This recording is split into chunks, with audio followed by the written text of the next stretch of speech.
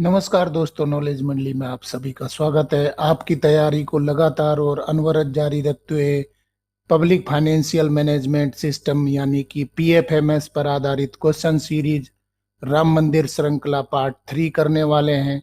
साथियों, public financial management system में आपके सिलेबस में रखा गया है जैसे कि DC, AC, principal, vice principal, SO, ASO, SSA और दूसरे डिपार्टमेंटल एग्जामिनेशंस जैसे कि SSC, UPSC, DDA, NTA, EMRS, NVS, KVS, D triple SB, साथ में सीएस, आईआर और इसी प्रकार के दूसरी एग्जामिनेशंस के लिए श्री राम मंदिर श्रृंखला में हम कर रहे हैं पीएफएमएस पर आधारित सारे questions.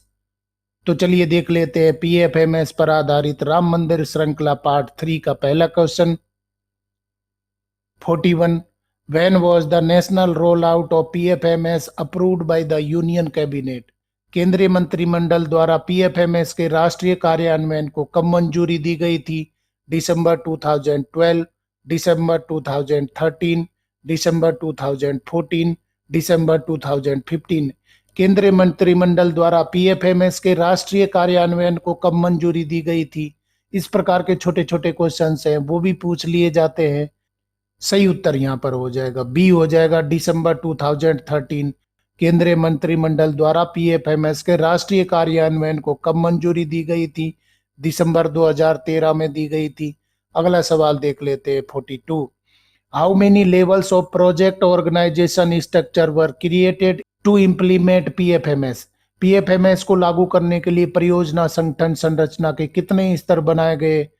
Project Implementation Committee PIC at apex level, the Central Project Management Unit CPMU at central level, State Project Management Unit SPMU at state level, District Project Management Unit DPMU at district level, और E option हो जाएगा all the above. PFMS को लागू करने के लिए परियोजना संगठन संरचना के कितने स्तर बनाए गए थे? सही उत्तर हमारा हो जाएगा ई हो जाएगा ऑल, मतलब कि सभी स्तर है वो बनाए गए थे। यहाँ पर सबसे पहला लेवल क्या बनाया गया था?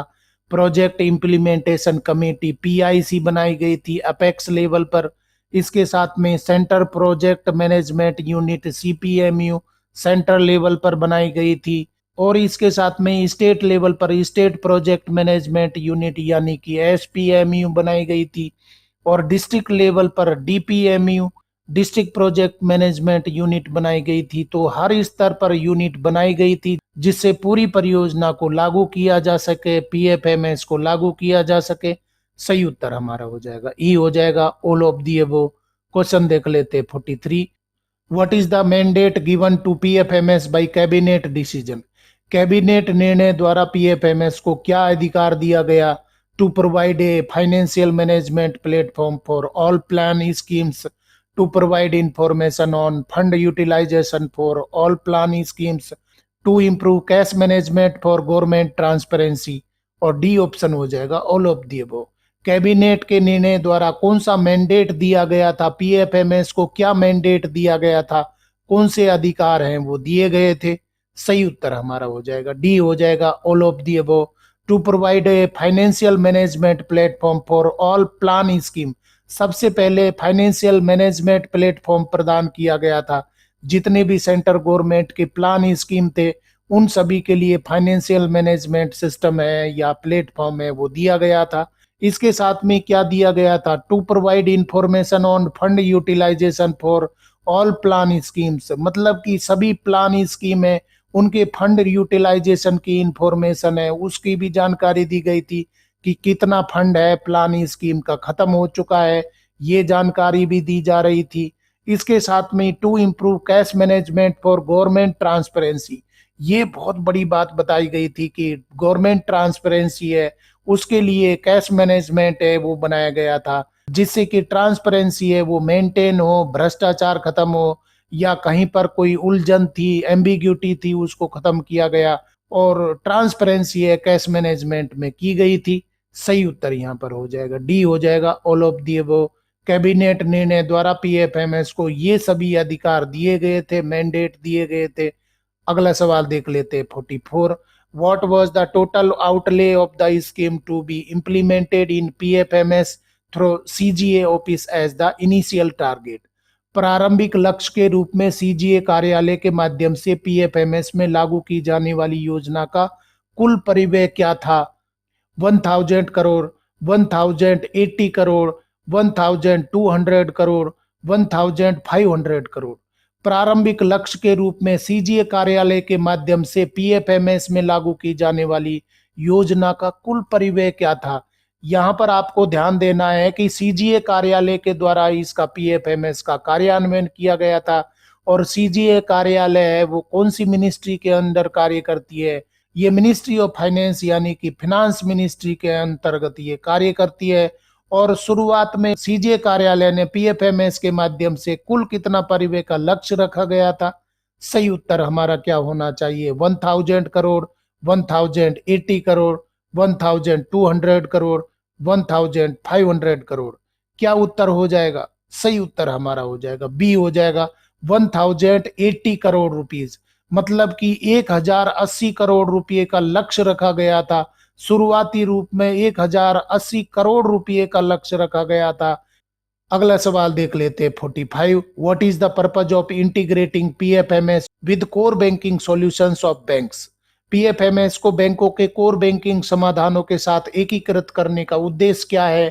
To track fund flow to the lowest level of implementation, to enhance public accountability in the implementation of plan schemes, to improve cash management for government transparency, to provide a real-time information on resource availability and utilization.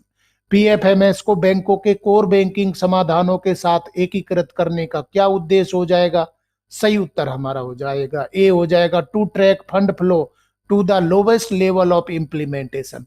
बहुत ही प्यारी condition बताई गई है कि core banking solution के साथ में पीएफएमएस को क्यों जोड़ा गया था, जिससे कि ये ट्रैक किया जा सके कि फंड फ्लो है लोवेस्ट लेवल तक पहुंच रहा है कि नहीं पहुंच रहा है, रियल जो यूजर है या कहना चाहिए कि बेनिफिशियरी तक वो फंड फ्लो पहुंच रहा है या नहीं पहुंच रहा है, इसको जांचने के लिए पीएफएमएस को बैंकों के कोर बैंकिंग सॉल्यूशन के साथ में एकीकृत किया गया था।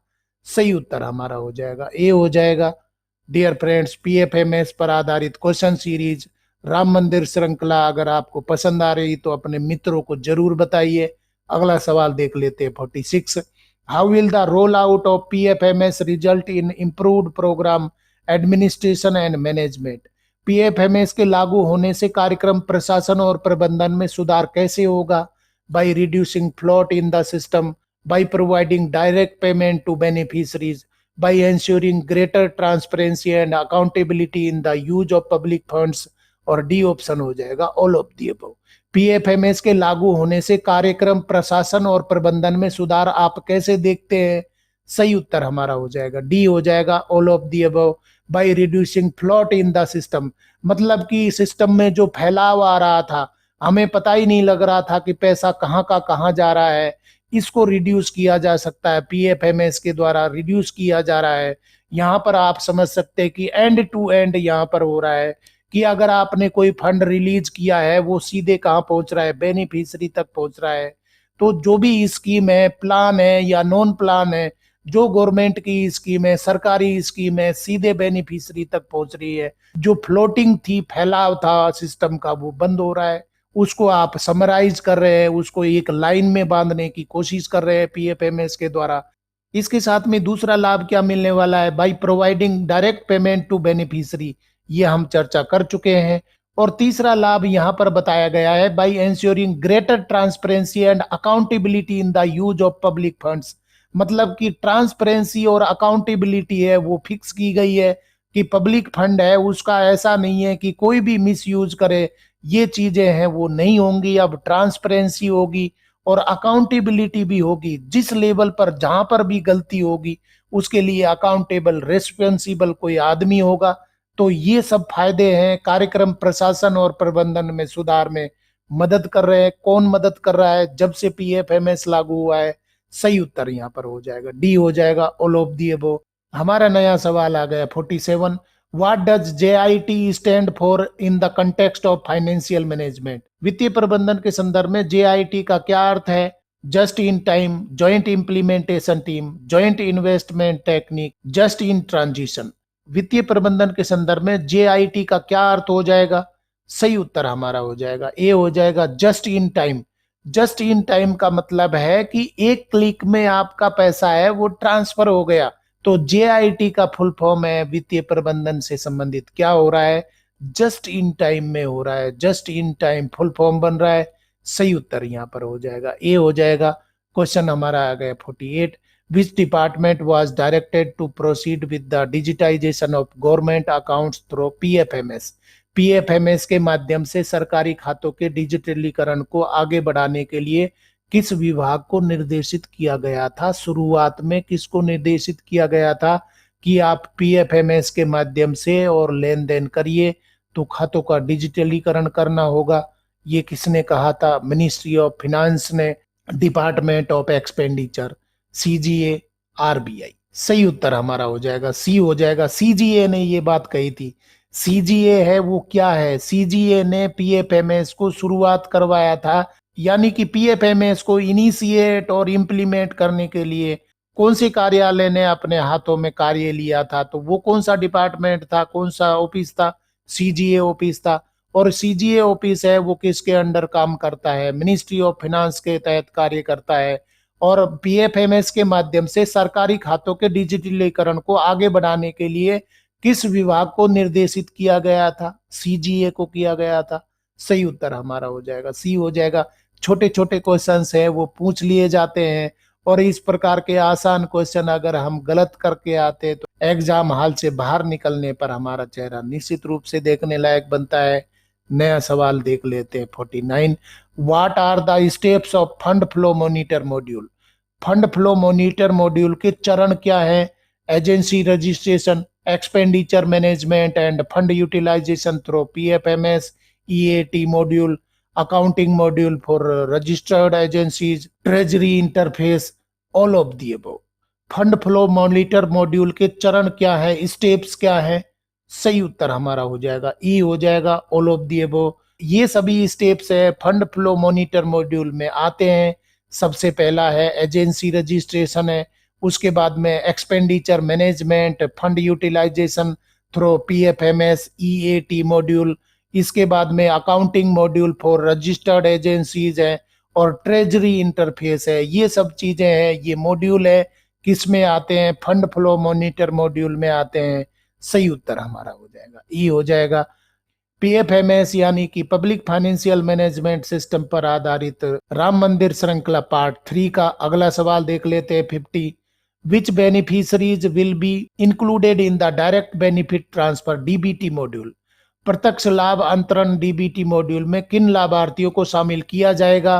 PAO to beneficiaries, agency to beneficiaries, state treasuries to beneficiaries, और डी ऑप्शन हो जाएगा ऑल ऑफ दी अबव।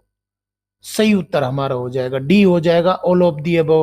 प्रत्यक्ष लाभ अंतरण डीबीटी मॉड्यूल में किन लाभार्थियों को शामिल किया जाएगा? तो सबसे पहला है पीएओ टू बेनिफिशरीज। यहाँ पर पीएओ का मतलब हो रहा है पे एंड अकाउंट्स ऑफिस है, पे एंड अकाउंट ऑफिस से और सीधे बेनिफिशरीज को जा रहा है। इसके साथ में एजेंसी टू बेनिफिशरीज, कोई भी एजेंसी अगर डीबीटी करना चाह रही है तो सीधे किस में जा रहा है? बेनिफिशरी के खाते में जा रहा है। और इसके साथ में state treasuries to beneficiaries, state government के जो ट्रेजरी है वहां से फंड है वो सीधे कहाँ जा रहा है? स्टेट गवर्नमेंट के जो भी बेनिफिशरी है उसमें जा रहा है। प्रत्यक्ष लाभ अंतरण में डीबीटी मॉड्यूल में ये सभी चीजें हैं वो शामिल हो जाएंगे। डीबीटी का मतलब आपको समझ में आ रहा है, सीधे खाते में जा रहा है, तो डीबीटी में इन सभी को शामिल किया जाएगा। सही उत्तर हमारा हो जाएगा डी, हो जाएगा, all of the above. Dear friends, PFMS पर आधारित क्वेश्चन आपको पसंद आ रहे हैं तो लाइक बटन भी दबाइए, और आप कमेंट करके बता सकते हैं आपके सिलेबस का कोई पार्ट छूट रहा है तो आप कमेंट करिए, और साथ में ही आप अगर क्वेश्चन पसंद आ रहे हैं तो मित्रों को भी शेयर करिए। देख लेते हैं नया सवाल 51। Who is included in module 3 to implement the mandate of the finance ministry? वित्त मंत्रालय के आदेश को लागू करने के लिए मॉड्यूल 3 में कौन शामिल है? CBS, RBI, India post and NABARD, cooperative banks, all of the above. वित्त मंत्रालय के आदेश को लागू करने के लिए मॉड्यूल 3 बनाया गया है, उसमें कौन कौन शामिल हो जाएंगे? सही उत्तर हमारा हो जाएगा डी हो जाएगा all of the above.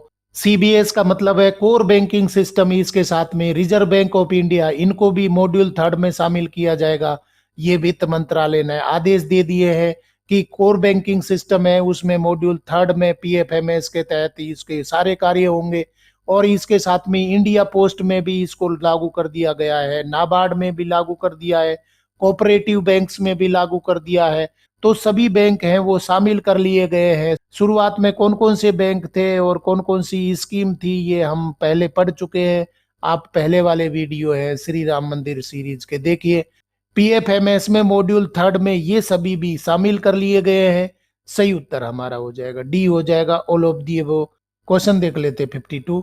What is included in PAO computerization module fourth for enhanced mandate implementation. उन्नत अधिदेश कार्यान्वयन के लिए पीएओ कंप्यूटरीकरण मॉड्यूल फोर्थ में क्या शामिल है? Programme division module and DDO module, PAO module, GPF, HR module and pension module, receipts including GST and annual financial statements, cash flow management and interface with non civil ministries, और E option हो जाएगा all of the above. तो यहाँ पर module भी बनाए गए हैं। यहाँ बताया गया है कि पीएओ कंप्यूटराइजेशन मॉड्यूल फोर्थ में एनहांस मैंडेट इंप्लीमेंटेशन है वो क्या शामिल किया गया है। मॉड्यूल फोर्थ में कौन कौन सी चीजों को शामिल कर लिया गया है, थर्ड में किसको शामिल किया गया था वो भी हम देख चुके हैं। अभी मॉड्यूल फोर्थ में कौन कौन सी स्कीम है, कौन कौन सी चीजों को शामिल कर लिया गया है। सही उत्तर हमारा हो जाएगा ई हो जाएगा all of the above. Programme division module and DDO module, मतलब कि प्रोग्राम डिवीजन मॉड्यूल है इसको शामिल कर लिया गया है और डीडीओ मॉड्यूल भी इसमें शामिल हो गया है मॉड्यूल फोर्थ में। इसके साथ में पीओ मॉड्यूल है, जीपीएफ मॉड्यूल है, एचआर मॉड्यूल है, पेंशन मॉड्यूल है, receipt including GST and annual financial statements है, cash flow management and interface with non civil ministries है। ये सभी मॉड्यूल फोर्थ में शामिल कर लिए गए हैं। सही उत्तर हमारा हो जाएगा ई हो जाएगा ऑल ऑफ दी अबव। नया सवाल देख लेते 53। Which initiative is related to PAN validation. PAN सत्यापन से संबंधित कौन सी पहल है? MHA, foreigners division, monitoring of agency receiving fund under FCRA, CBDT PAN validation, GST and bank account validation, non tax receipt portal. PAN सत्यापन से संबंधित कौन सी पहल है? सही उत्तर हमारा हो जाएगा बी हो जाएगा सीबीडीटी पैन वैलिडेशन है, पैन सत्यापन से संबंधित है। पीएफएमएस में सीबीडीटी है वो पैन वैलिडेशन से रिलेटेड है। सही उत्तर हमारा हो जाएगा बी हो जाएगा। अगला सवाल देख लेते 54। What is the objective of the implementation strategy for PFMS. PFMS के लिए कार्यान्वयन रणनीति का उद्देश्य क्या है?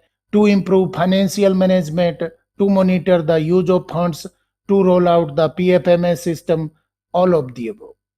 पीएफएमएस के लिए कार्यान्वयन रणनीति का उद्देश्य क्या हो जाएगा?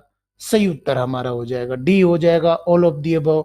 टू इम्प्रूव फाइनेंशियल मैनेजमेंट है, इसको बनाने के लिए कार्यान्वयन रणनीति है वो बनाई गई है। इसके साथ में monitor the use of funds, इसको मॉनिटर करने के लिए इसको लागू किया गया है। और साथ में to roll out the PFMS system, PFMS system को कार्यान्वित करने के लिए रणनीति है वो बनाई गई है। सही उत्तर हमारा हो जाएगा डी हो जाएगा ऑल ऑफ दी अबव। नया सवाल देख लेते 55। What is the mandatory requirement for all implementing agency AI on PFMS. PFMS पर सभी कार्यान्वयन एजेंसियों यानी कि एआई के लिए अनिवार्य आवश्यकता क्या है? ऑप्शन हमारे हो जाएंगे mandatory registration, mandatory use of EAT module, mandatory budget uploading, और डी ऑप्शन हो जाएगा mandatory training of trainers. PFMS पर सभी कार्यान्वयन एजेंसियों यानी कि एआई के लिए अनिवार्य आवश्यकता, मैंडेटरी आवश्यकता है, रिक्वायरमेंट है, क्या हो जाएगी? सही उत्तर हमारा हो जाएगा बी हो जाएगा mandatory use of EAT module. Mandatory use of EAT module है, जितनी भी एजेंसी हैं कार्यान्वयन एजेंसी है उन सभी के लिए ये जरूरी हो जाएगा। क्या हो जाएगा? Mandatory use of EAT module. EAT module है, आपको नॉलेज मंडली बता रहा है क्या मतलब होता है ईएटी मॉड्यूल का। यहाँ पर सही उत्तर हो जाएगा हमारा बी हो जाएगा। ईएटी का यहाँ पर क्या मतलब हो रहा है? एक्सपेंडिचर एडवांस एंड ट्रांसफर, इसको हम क्या बोल रहे हैं? ईएटी बोल रहे हैं, ईट बोल रहे हैं। एक्सपेंडिचर एडवांस एंड ट्रांसफर, और इसको लागू किया गया है। जितनी भी कार्यान्वयन एजेंसी है इनको ईएटी है वो लागू करना होगा, ईएटी लागू करना होगा, सभी एजेंसीज को लागू करना होगा। ईएटी का फुल फॉर्म भी आपको बता दिया गया है, expenditure advance and transfer. Dear friends, question पसंद आ रहे हैं तो लाइक बटन दबाइए। अगला सवाल देख लेते हैं 56। What is the mandatory requirement for implementing central sector CS schemes transactions? केंद्रीय क्षेत्र सीएस योजनाओं या लेन देन को लागू करने के लिए अनिवार्य आवश्यकता क्या है? Use of EAT module by IAS, mapping of all relevant information of schemes, uploading of budget of each scheme on PFMS, और डी ऑप्शन हो जाएगा ऑल ऑफ दी अबव। केंद्रीय क्षेत्र यानी कि सीएस है वो योजनाओं या लेन देन को लागू करने के लिए अनिवार्य आवश्यकता उनकी क्या हो जाएगी? सही उत्तर यहां पर हो जाएगा डी हो जाएगा all of the above. Use of EAT module by IAS मतलब कि इंप्लीमेंटिंग एजेंसीज है, इनको ईएटी मॉड्यूल अपनाना होगा। इसके साथ में mapping of all relevant information of schemes है, इनको मैपिंग करना जरूरी हो जाएगा। और इसके साथ में uploading of budget of each schemes on PFMS, यानी कि हर स्कीम के लिए बजट को अपलोड करना होगा, किस पर? पीएफएमएस पे अपलोड करना होगा। सही उत्तर हमारा हो जाएगा डी हो जाएगा all of the above. Question देख लेते 57। Which module should be used by IAS for implementing central sectors CS schemes transactions? केंद्रीय क्षेत्र सीएस योजनाओं या लेन देन को लागू करने के लिए आईएएस द्वारा किस मॉड्यूल का उपयोग किया जाना चाहिए? ईएटी मॉड्यूल, नरेगा सॉफ्ट, आवास सॉफ्ट, सीएमएस।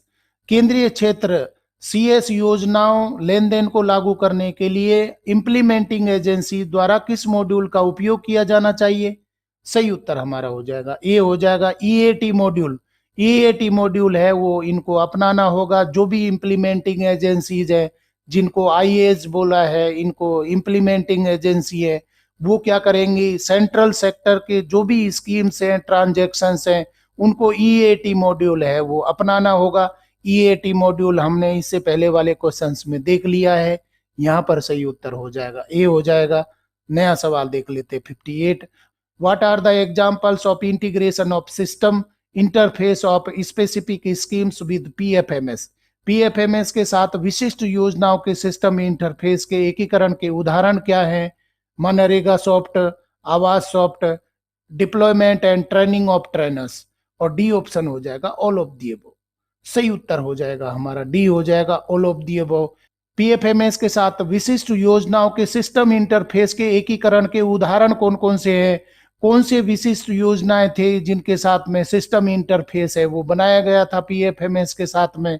सही उत्तर हमारा हो जाएगा डी हो जाएगा all of the above. NREGA soft है, इसको जोड़ा गया था, इसका इंटरफेस है पीएफएमएस के साथ में बनाया गया था। इसके साथ में आवास सॉफ्ट है और deployment and training of trainers है, इनके इंटरफेस है वो जोड़े गए थे किसके साथ में? पीएफएमएस के साथ में जोड़े गए थे। सही उत्तर हमारा हो जाएगा डी हो जाएगा। क्वेश्चन देख लेते हैं 59। Which department approached PFMS for developing utilises for their departmental needs? किस विभाग ने अपनी विभागीय आवश्यकताओं के लिए उपयोगिताएं विकसित करने के लिए पीएफएमएस से संपर्क किया? MHA foreigners division, CBDT PAN validation, GSTN bank account validation, और डी ऑप्शन हो जाएगा ऑल ऑफ दी अबव। किस विभाग ने अपनी विभागीय आवश्यकताओं के लिए उपयोगिताएं विकसित करने के लिए पीएफएमएस से संपर्क किया? मतलब कि कौन सा विभाग है, कौन सा डिपार्टमेंट है जिसने कहा, पीएफएमएस को बोला है कि आप हमारे क्या क्या यूज हो सकते हैं, हम कौन कौन सी आवश्यकताएं पीएफएमएस के द्वारा बना सकते हैं, ये आप हमें बताइए। तो कौन से डिपार्टमेंट ने पीएफएमएस को अप्रोच किया? सही उत्तर हमारा हो जाएगा डी हो जाएगा all of the above. MHA ने अप्रोच किया, फॉरेनर्स डिवीजन ने अप्रोच किया पीएफएमएस को कि पीएफएमएस है, हम हमारे यहाँ पर कैसे लागू कर सकते हैं। इसके साथ में सीबीडीटी पैन वैलिडेशन ने अप्रोच किया है। इसके साथ में जीएसटीएन बैंक अकाउंट वैलिडेशन ने भी अप्रोच किया है। तो इन सभी ने पीएफएमएस को अप्रोच किया कि आप हमें बताइए कि हमारे यहाँ पर आपको कैसे इंप्लीमेंट किया जा सकता है, आपके हमारे यहाँ पर क्या क्या उपयोग हो सकते हैं, क्या क्या आपके यूटिलाइजेशन हो सकते हैं। आप ये चीजें हैं हमारी आवश्यकताओं को पूरा करने के लिए आप यूज है वो बताइए, यूटिलाइजेशन है वो डेवलप करके बताइए। सही उत्तर यहाँ पर हो जाएगा डी हो जाएगा, ऑल ऑफ दी अबव। और साथियों देख लेते हैं राम मंदिर श्रृंखला पार्ट थर्ड का अंतिम सवाल 60। How many agencies have been registered on PFMS till the year 2015-16? वर्ष 2015-16 तक कितनी एजेंसियां पीएफएमएस पर पंजीकृत हो चुकी है? 17.9 मिलियन, 17.9 थाउजेंड, 17.9 बिलियन, 17.9 लाख। वर्ष 2015-16 तक कितनी एजेंसियां पीएफएमएस पर पंजीकृत हो चुकी है? सही उत्तर हमारा हो जाएगा डी हो जाएगा, 17.9 लाख। यानी कि 17.9 लाख एजेंसीज है वो 2015-16 तक रजिस्टर्ड हो चुकी थी। किस पर? पीएफएमएस पर हो चुकी थी। सही उत्तर हमारा हो जाएगा डी हो जाएगा, 17.9 लाख। इस तरीके से साथियों पीएफएमएस पर आधारित क्वेश्चन सीरीज राम मंदिर श्रृंखला पार्ट 13 के अंतिम क्वेश्चन तक हम पहुंच गए हैं और अभी तक हमने 60 क्वेश्चंस है वो पीएफएमएस पर आधारित कर लिए हैं। पीएफएमएस है वो आपके सिलेबस में रखा गया है। ये क्वेश्चंस है कहीं दूसरी जगह पर मुश्किल से मिलने वाले हैं क्योंकि बहुत मेहनत से क्वेश्चंस है वो बनाए जा रहे हैं। तो राम मंदिर श्रृंखला के क्वेश्चंस अगर आपको पसंद आ रहे हैं तो अपने यार दोस्तों को भी बताइए। और साथियों नॉलेज मंडली ने आपके सिलेबस को कवर करने के लिए एक बिल्कुल नया पिटारा खोला है। गवर्नमेंट सर्विस रूल्स बुक है वो लाई जा रही है सत्यवादी राजा हरिश्चंद्र सीरीज में। आप नॉलेज मंडली की सत्यवादी राजा हरिश्चंद्र सीरीज को जरूर देखिए, जहां पर जितने भी सर्विस रूल्स हैं वो कवर किए जाएंगे। वो सीरीज है बहुत लंबी चलने वाली है परंतु सारे क्वेश्चंस हैं उसमें कलेक्ट किए जाएंगे। इसलिए आप दूसरी सीरीज की तरह सत्यवादी राजा हरिश्चंद्र सीरीज को भी सपोर्ट करिए और अपने यार दोस्तों को भी बताइए। डियर फ्रेंड्स, आज के क्वेश्चन पसंद आए तो लाइक शेयर करें और चैनल को सब्सक्राइब करना तो बहुत ही जरूरी है क्योंकि नॉलेज मंडली is the right choice. Thank you very much.